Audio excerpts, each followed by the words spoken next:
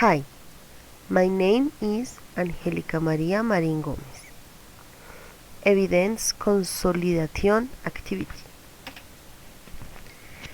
Who the world is improving. The late Swedish academic Hans Rollings has identified a disturbing trend. Not only do many citizens in advanced economies have no idea that the world is becoming a better place, they actually even think otherwise.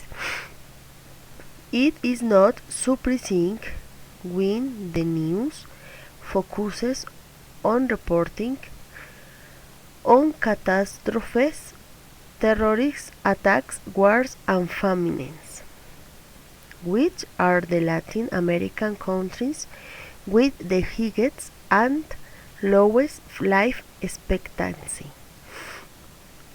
While it is true that globalization has exerted downward pressure on middle class wages in advanced economies in recent decades.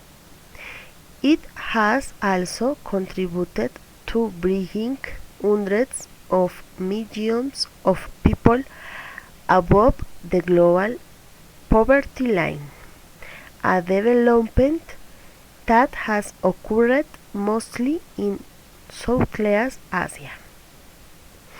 The recent rise of populism that has spread to Western countries with Donald Trump, Brexit, and the election of populists in Hungary and Italy, among other factors, is worrying if he cares about global welfare. Putting things in perspective thus is understanding where we are coming from and where we are going is key. Go down that road with data to perception count by the way, and they are decisive because they define the way he sees the world, but on many occasions and for various reasons they can lead us to erroneous appreciations.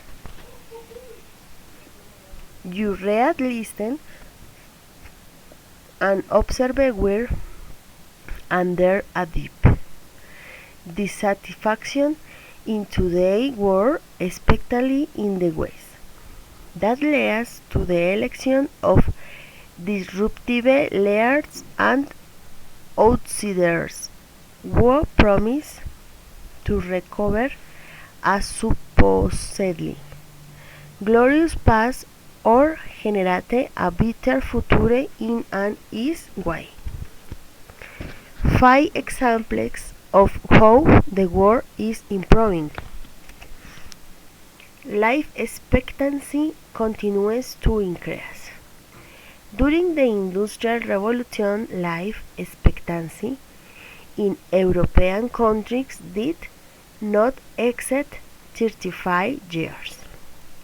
This does not mean that the majority of the population died between 30 and 40, but that the very high rates of infant mortality and the death of women during childbirth lowered the average. More than a century ago, the infant mortality rate still exceeded 10. Even in high-income countries like the United States and the United Kingdom, thanks to modern medicine and greater public health and safety. This figure has been reduced in rich countries to almost eliminated. Developing economies such as India and Brazil have infant mortality rates much lower than those of these developed economies a century ago, with a very similar level of income, birth rates and aging. Many people are concerned about the growth of the world population. The reality is that the birth rates have decreased considerably. Long-term estimates from the UN indicate that the world population will stabilize at about 11 billion by the end of the 21st century. Many developing countries, such as Brazil, China, and several African nations, have chosen to pursue a low birth rate policy. Many advanced economies this transition took almost 100 years, beginning with the Industrial Revolution, but others have achieved it in 2 or 3 decades.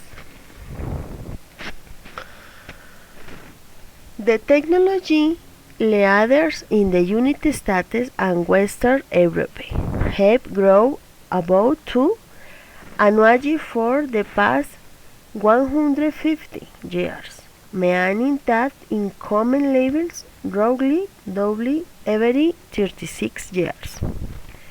Considering that there have been numerous ups and downs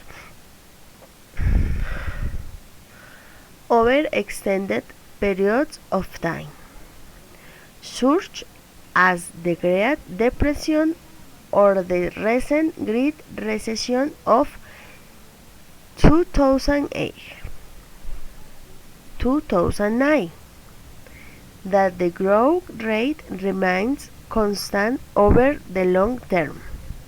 Cyprops is almost miraculous. Low-income countries such as China or India have been growing at a quicker rate in recent decades, so much so that they inexorably approach Western countries. The history of the world is the history of its division by conflict. In fact, at least 2 of the great powers have been at war for more than 50 of the time since 1500 or so, while the first half of the 20th century was especially bloody, with 2 world wars. The latter period could be described as peaceful.